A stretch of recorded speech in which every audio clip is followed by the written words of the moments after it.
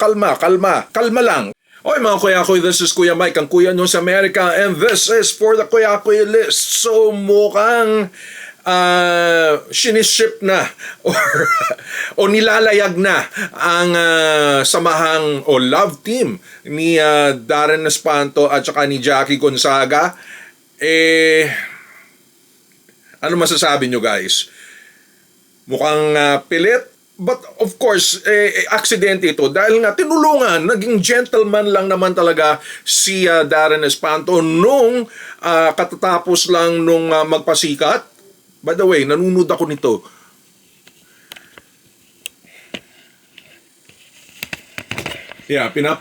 Pinapanood ko sila.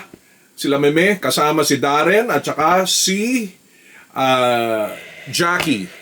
Okay?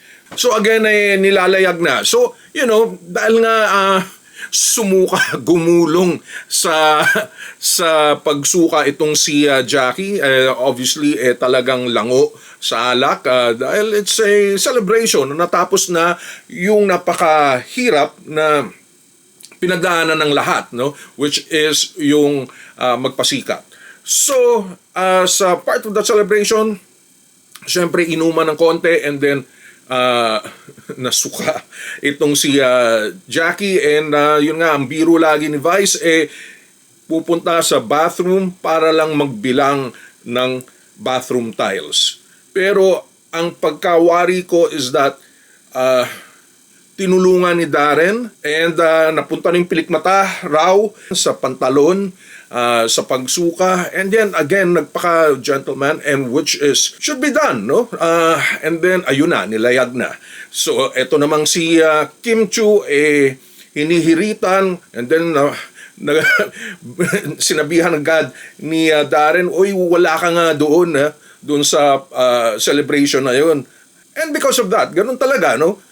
Sa barkada, kung sino yung single at sino yung halos magkaedad, although tingin ko Darren is a little younger kay Jackie. Ilang taon na ba si Jackie? Ayun na, nagsimula ng lahat until kahapon lang nagsayawan. Go with the flow lang naman ang ginagawa nila Jackie at ni Darren. I'm sure there is nothing much to it, but who knows, di ba? Baka magka-developan talaga. Pero so far, just go with the flow. Ganun lang talaga mga hiritan ng magbabarkada, hindi ba? Ito nga si Sean at saka si Ryan before, nung bagong pasok lang si Sean, pinag-prepare kay Ryan, hindi ba? And then bigla lang naudlot, parang nag-fizzle out. For a while, akala ko mukhang totoo. There was a time pa nga, si Ryan, kasama naman sino nga yung dancer, tsaka si Stephen, ganun din. Maski si Jong, kasama si Sanrio. Meron pa nga Ann at tsaka Vong. Lalayo pa ba tayo? Merong Vice, Ganda at Ayon na nagkatuluyan. So, ganun-ganun lang yun, no? Sa mga parang umaayaw at parang hindi nila magustuhan yung pair up na ito.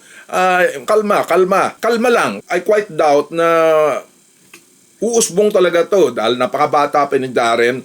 Sumasabay lang sila sa agos ng mga tuksuan ng Showtime. Dahil after all, hindi naman maganda rin na si Darren ang umayaw o si Jackie ay umayaw. Di para bang KJ, hindi ba? I don't think there is much to it, although pampakilig, pampagood vibes. Pero ang lang ako, para bang pinipilit ng kaunti ni Vice. Probably it's a win-win situation for Darren and Jackie. Hanggang ngayon, maski sa vlog ni Vice, kasama itong si Darren at saka Jackie, and then kahapon pa sa Showtime, pinasayaw nga sila. Kulang tayong lahat, nothing much to it, everything should be fine. Alright? Until next time.